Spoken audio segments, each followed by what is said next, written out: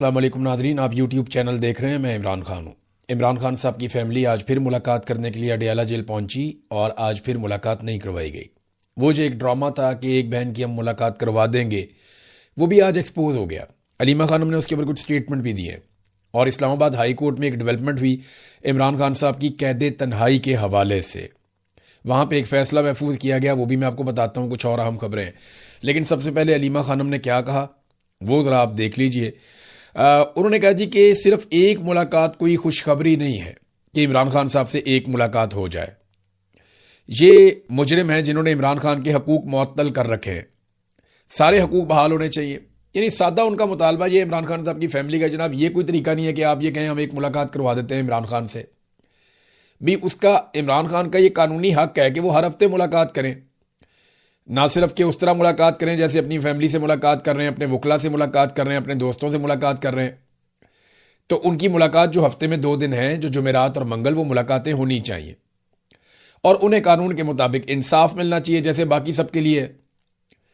यानी अगर आप याद करें कि नवाज शरीफ साहब की जेल में जब मुलाकातें होती थी, या आसिफ अली जरदारी तो जेल के साथ एक कोठी है वहां हुआ करते थे और बड़ी मौजें थी, बड़ी खिदमत थी उनकी। आसिफ अली जरदारी साहब को तो मुलाकातों के लिए कभी तकलीफ हुई नहीं थी, वो बल्कि चले भी जाते थे, आ भी जाते थे। इस तरह की खबरें बहुत पाकिस्तान के मीडिया में बहुत पहले छप चुकी हैं। तो जरदारी साहब की जेल तो ना होने के बराबर थी। हाँ, नवाज शरीफ साहब को जेल में रखा गया था। जब इमरान खान साहब इलेक्शन जीते उससे पहले मियाँ साहब वापस आए और इलेक्शन लड़ने के लिए उन्होंने गिरफ्तारी दी ताकि वोट उन्हें पड़े।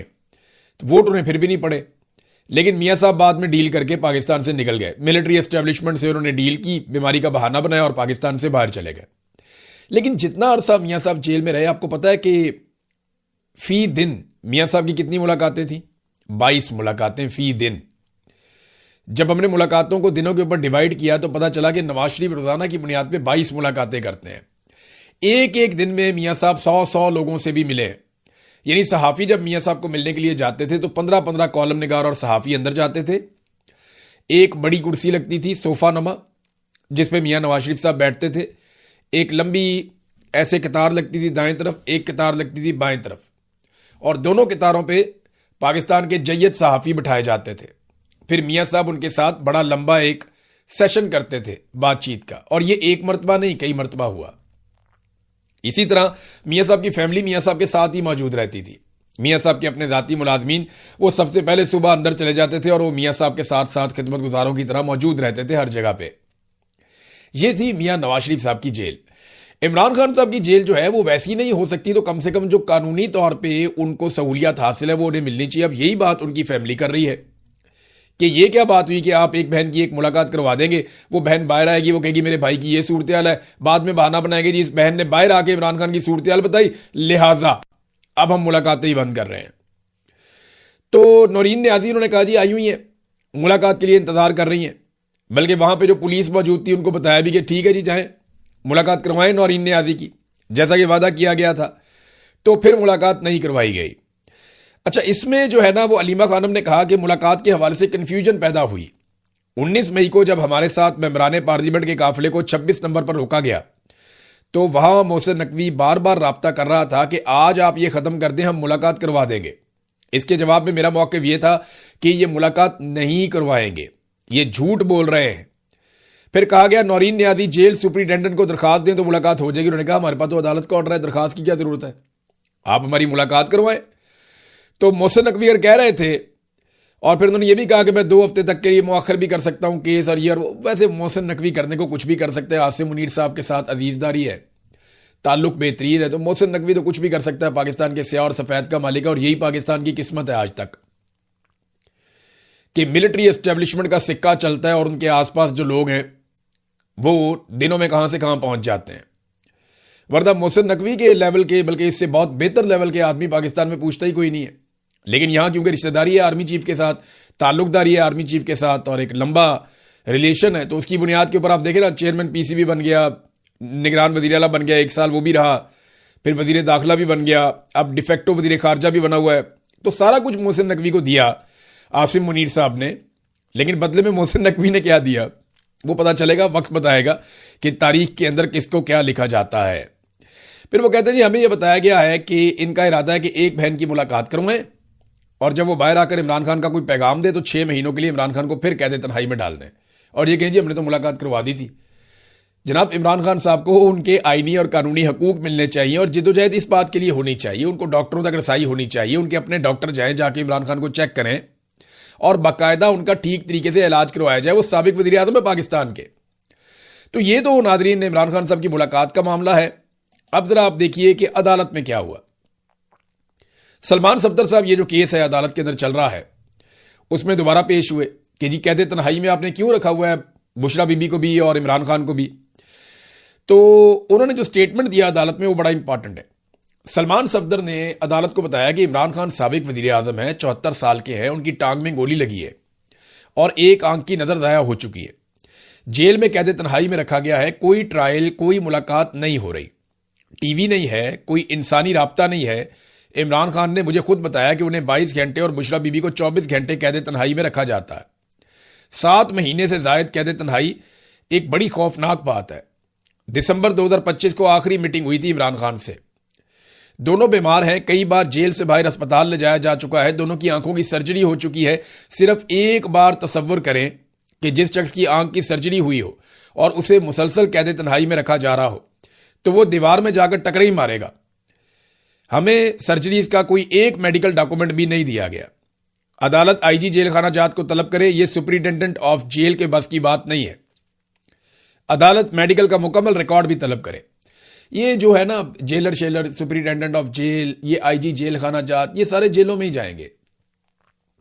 ये जिस वक्त पाकिस्तान की काया पलटनी है ना तो बेशुमार लोग जो जेलों में जाने ना उसमें इस किस्म के सहूलतकार भी जेलों में जाएंगे और ये बड़े आराम से कहेंगे जी हमें तो जनाब कर्नल साहब कहते थे, हमें जनाब फलाना कहता था।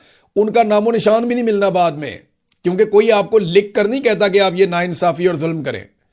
इससे बेहतर है कि आप यहां से रिजाइन करके चले जाएं या आप यहां से अपना तबादला करवा लें।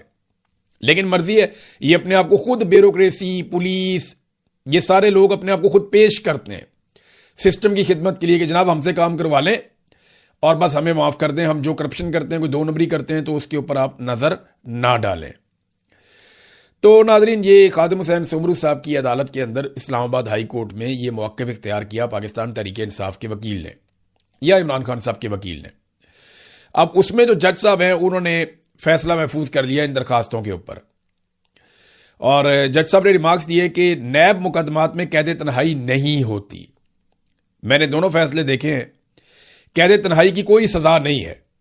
पहले यह तय करेंगे कि दरखास्तें काबिल समात हैं या नहीं है। अगर दरखास्तें काबिल समात करार पाई तो फिर जेल हुकाम को नोटिस जारी करके तलब कर लेंगे। तो ये नादरीन यहां पे आके मामला रुक गया। अब ये पता चलता है कि फैसला क्या जो महफूज किया गया उसमें देखिए अदालत से 26वीं 27वीं आईनी तरमीम के बाद अब अदालत से उम्मीद तो कोई नहीं है। ये बात आप मेरी लिख कर रख लें कि जब तक आसिम मुनीर साहब की तरफ से ग्रीन सिग्नल नहीं आएगा कोई भी अदालत इमरान खान की मुलाकात का हुक्म नहीं देगी और अगर देगी भी तो मुलाकात नहीं होगी। यह सारा निजाम आसिम मुनीर साहब ने जकड़ लिया। याद रखिएगा एक एक चीज जो है ना वो उनके जरिए से और उनके लोगों के जरिए से हो रही है। यह हुकूमत खुद अपने मुंह से एक मरतबा नहीं बार बार कह रही है कि यह हाइब्रिड निजाम है, इसको मिलिट्री एस्टेब्लिशमेंट या जर्नैल चला रहे हैं, अपनी मर्जी से चला रहे हैं, हम इस पे बड़े खुश हैं। ये जितने सियासतदान हैं ना ये सारे सहूलतकार हैं। दरअसल जो कार्रवाई डाली जा रही है या काम किया जा रहा है वो आसिम मुनीर साहब और उनके चंद जर्नैल या उनके चंद साथी हैं। ये मिलकर पूरे निजाम को ना सिर्फ कंट्रोल कर रहे हैं बल्कि बड़े छोटे तमाम फैसले भी कर रहे हैं। अब इन्होंने मुलाकातों पे पाबंदी लगाई और वजह यह है कि इमरान खान साहब जेल से जब बोलते हैं तो ऐसा लगता है कि कोई शेर धाड़ा है। जब वो जेल से बोलते हैं तो इनकी टांगें कांप जाती हैं सबकी। जब वो जेल से बोलते हैं तो इनके ऐवान लरस जाते हैं। जब वो जेल से बोलते हैं तो इनका बना बनाया बयानिया जो है वो बढ़ जाता है, इनके पल्ले कुछ नहीं बचता। लिहाजा इन्होंने कहा जी इमरान खान साहब का जेल से बोलना भी बंद करवाओ और उनका कोई पैगाम बाहर नहीं आने देना। अच्छा, ये सारा कुछ इसलिए भी किया जा रहा है कि इमरान खान को कमजोर किया जाए और ज़हनी तौर पे इस बात पे कायल कर लिया जाए कि जनाब आप अब बस कर दें और आप हमारे साथ डील कर लें। तो बहुत सारी ऑफर्स हुई हैं। इमरान खान रास्ता तो निकालेगा, मिलिट्री एस्टेब्लिशमेंट के साथ बैठ के रास्ता तो निकालेगा। बहुत सारे लोग कहते हैं उन्हीं से क्यों बात करना चाहते हो, भाई उन्होंने ही गंद मारा है, उनसे ही बात करनी है। या तो किसी को लगता है कि शहबाज शरीफ इतना ताकतवर है, नवाज शरीफ इतना ताकतवर है, जरदारी इतना ताकतवर है, ये सारे खड़े हो सकते हैं, डट सकते हैं फौज के खिलाफ और इमरान खान के साथ बैठ के मुस्तकबिल का लायामल तय कर सकते हैं, तो फिर तो कर लें। तो जब मिलिट्री एस्टेब्लिशमेंट ने ही सबको दीवार के साथ लगाया हुआ, तो उन्हीं के साथ बात करके उनको क्यों ना निकाला जाए बीच में से कि यार बहुत हो गया कौम के साथ मजाक, बस कर दो। तो मैंने आपसे कहा था 3 फैक्टर्स हैं। नंबर 1 मुआशी दबाव, नंबर 2 बैरूनी दबाव, नंबर 3 अवामी दबाव। मुआशी दबाव से ये निकल नहीं पा रहे और बाकी दोनों दबाव अभी तक नहीं बन पाए। पाकिस्तान तहरीक इंसाफ कोई तहरीक चलाती हुई तो दिखाई दे नहीं रही। जिन लोगों ने तहरीक चलानी थी वो जेलों में। यास्मीन राशिद साहिबा के हवाले से उल्टपटांग किस्म की खबरें आई। कुछ लोगों ने खबर छाप दी कि खुदा न खास्ता उन्हें कुछ हो गया जेल के अंदर। ऐसा नहीं है, ये खबर झूठी है। वो बहुत बहादुर खातून है, उन्होंने बहुत मुकाबला किया है और मुस्कुराते हुए मुकाबला किया है। 2 मरतबा उन्होंने कैंसर को शिकस्त दी है और जितनी बड़ी बीमारी से वो गुजरी हैं, इसके बावजूद जिस तरह वो कभी बैठी नहीं, वो चलती रहती हैं, हमेशा वॉक करती रहती हैं, अपने आप को एक्टिव रखती हैं। लेकिन अब मेरे पास ये इतला है कि वो काफ़ी अजियत में है, बहुत तकलीफ में है और अब उन्हें चलने फिरने में भी दिक्कत होती है। वो ज़्यादा देर तक नहीं चल सकती जैसे पहले वो वॉक करती थी। अब वो थोड़ा सा चलती है, फिर उन्हें बैठना पड़ता है, लेकिन वो बज़िद है कि वो अपने पैरों पर ही चलती रहेंगी। तो बड़ा जुल्म किया यास्मीन राशिद साहिबा के साथ। लोड शेडिंग के बाद उनके जेल का सेल एक तारीख घुटनज़दा कब्र का मंजर पेश करता है। ये आयशा अली भुट्टा साहिबा ने लिखा। लाहौर में अजियतनाक लोड शेडिंग हो रही है और डॉक्टर यास्मीन राशिद की तबीयत खराब है, लेकिन वो नाकाबिले यकीन हद तक मजबूत आसाब की मालिक है। झूठा प्रोपेगेंडा उनके बारे में किया जाता है, लेकिन सच्ची बात यह है कि वो बहुत बहादुर खातून है। उनसे एनर्जी मिलती है सबको, चाहे आपका पाकिस्तान तहरीक इंसाफ से ताल्लुक है या नहीं है। अगर आप यास्मीन राशिद को देखते हैं तो आपको एनर्जी मिलती है, आपको ताकत मिलती है, आपको हौसला मिलता है कि अगर ये खातून इस उम्र में इन बीमारियों के साथ मिलिट्री एस्टेब्लिशमेंट के जुल्म और जबर के सामने डट कर खड़ी हो सकती है ना, तो फिर ईमान मजारी भी मार खा लेगी और मारंग बलोच भी मार खा लेगी। यास्मीन राशिद ने साबित कर दिया कि वो कितनी ताकतवर है। मेरी उनसे टेलीफोन पे एक दफा बात हुई, वो पेशी पे आई हुई थी, मैं जेल में था। तो उन्होंने जिस अंदाज में मेरे साथ बात की, मुझे 1-2 दिन महसूस हुआ कि यार क्या बात है इनकी। मैं वही सोचता रहा बैठ के जेल में कि कितनी मजबूत खातून है। यानी जो खुद गिरफ्तार हैं, जिनको पकड़ा हुआ है, वो किस तरह बाकी लोगों को हिम्मत और हौसला दे सकती हैं। बहुत ज़बरदस्त खातून है। अल्लाह ताला उनके लिए आसानी पैदा फरमाए, अल्लाह ताला उन्हें लंबी ज़िंदगी अता फरमाए और अल्लाह ताला उनको दिखाए वो फतह जिसके लिए वो लड़ रही हैं। तो नादरीन, ये यास्मीन राशिद साहिबा की सूरत हाल है। अफसोसनाक बात है, काफ़ी बीमार है, लेकिन निज़ाम को किसी किस्म का कोई एहसास नहीं है। पाकिस्तान तहरीक इंसाफ के दौर में बहुत तनकीद होती थी नादरीन। हमारे बहुत सारे सहाफ़ी, बहुत सारे लोग जो हैं दानिश्वर, वो लापता अफराद इस पर बहुत बात करते थे। लेकिन आप देखें आजकल लापता अफराद पहले से बहुत ज़्यादा है, लेकिन कोई बात नहीं करता। आजकल तो सियासतदानों को लापता कर दिया जाता है, जाने माने लोगों को लापता कर दिया जाता है, सहाफ़ियों को, शायरों को लापता कर दिया जाता है, वकला को लापता कर दिया जाता है, लेकिन कोई नाम लेने के लिए तैयार ही नहीं है। आजकल कोई लापता अफराद की बात ही नहीं करता। तो असद कैसर साहब ने बताया कि अपने दौरे हुकूमत में इमरान खान साहब ने 400 लापता अफराद को बाजियाब करवाया था और यह बात उन्होंने कोयटा के अंदर बैठकर कही। अब बताए ना, इमरान खान साहब का जो दौरे हुकूमत है वो शहबाज शरीफ से तो बहुत छोटा है। वो 3.5 साल रहे हैं, इनको तकरीबन 4.5 साल होने वाले हैं। तो शहबाज शरीफ ने अपने दौरे हुकूमत में किसको बाजियाब करवाया? किसी को भी बाजियाब नहीं करवाया। जबकि इमरान खान साहब के दौरे हुकूमत में 400 लापता अफराद को बाजियाब करवाया गया। ये असद कैसर साहब ने और जुनैद अकबर साहब ने बैठकर इसके ऊपर स्टेटमेंट दिया और ये इंकशाफ किया है। लेकिन उस वक्त सब रोला डालते थे। आज पता है पाकिस्तान में जमहूरियत की सूरत हाल क्या है, आज़ादी की सूरत हाल क्या है? 2 लोग होटल पे बैठे हुए थे रहीम यार खान में, रहीम यार खान पंजाब, मरियम नवाज जहां टिकटॉकर हुकूमत कर रही है, जाली हुकूमत। तो रहीम यार खान में 2 लोग बैठे हुए थे होटल पे, वो हुकूमत की बुराइयां कर रहे थे। पुलिस लेगी, उठा के ले जाके पर्चा डाल दिया उनके ऊपर कि जनाब ये जो 2 लोग हैं ये सरकार के खिलाफ गुफ्तगू कर रहे हैं, हुकूमती लोगों के खिलाफ गुफ्तगू कर रहे हैं और जो गुफ्तगू कर रहे हैं वो नाजेबा गुफ्तगू है, लिहाजा जनाब बंदा उठाया, गिरफ्तार कर लिया। कि अवामुन्नास जो है वो काफ़ी गमो गुस्से में है। अवामुन्नास जितनी गमो गुस्से में तुम लोग सोच भी नहीं सकते। ज़रा अवाम को आप इजाज़त दें कि आपके ऊपर कोई मुकदमा नहीं होगा और फिर उनके सामने माइक करें तो वो बताएंगे कि उन्हें असल में गमो गुस्सा किसके ऊपर और किस नौइयत के वो अलकाबात से नवाजते हैं, वो भी आप देख लीजिएगा।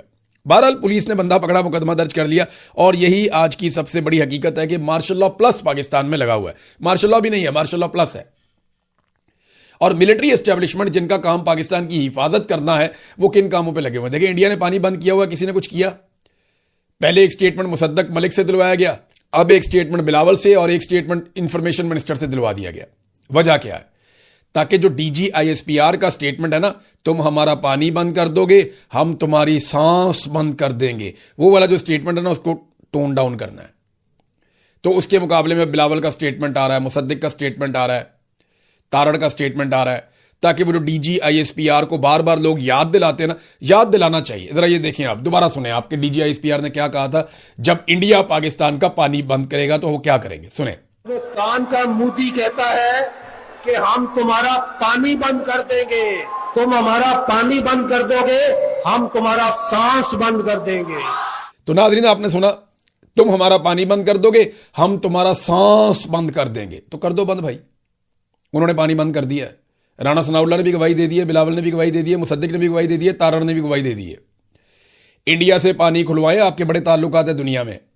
आप बोर्ड ऑफ पीस में बैठ गए, ट्रंप के कहने के ऊपर जाके नेतन्याहू के साथ आपने ज्वाइनिंग दे दी, आप उसके साथ जाकर बैठ गए। आपने अमन के नोबेल इनाम के लिए डोनाल्ड ट्रंप जैसे बंदे को आपने नामजद कर दिया, जिसने मेनाब में 168 बच्चियों का कत्लेआम किया। आपने ट्रंप के बयान के बाद अफगानिस्तान के ऊपर हमले कर दिए। आपने अमेरिका की हर सतह पे सहूलतकारी की। अब इतने ताल्लुकात बनाए तो थोड़े से पाकिस्तान के लिए भी इस्तेमाल कर दें कि अपनी हुकूमत बनाने के लिए आपने इस्तेमाल करने और बचाने के लिए इस्तेमाल करने, या सारे ताल्लुकात इमरान खान से बचने के लिए आपने इस्तेमाल करने हो, पाकिस्तान को बचाने के लिए, पाकिस्तान का पानी बचाने के लिए भी थोड़ा सा ताल्लुक इस्तेमाल कर लें। जो आपने बनाए हैं डोनाल्ड ट्रंप के साथ, बोले उनको इंडिया से पानी खुलवा कर दें, बातचीत करें इंडिया के साथ बैठ के। मैं जंग करने की तो बात ही नहीं कर रहा, वो तो सूट ही नहीं करती, ना इंडिया को सूट करती है ना पाकिस्तान को सूट करती है। मैं हमेशा से जंग का मुखालिफ हूं।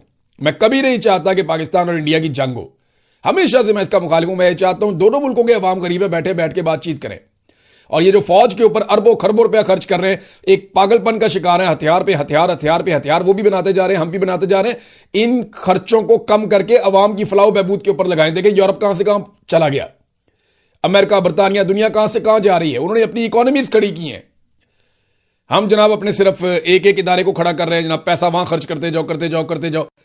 तो दिफा बहुत जरूरी है, लेकिन बाकी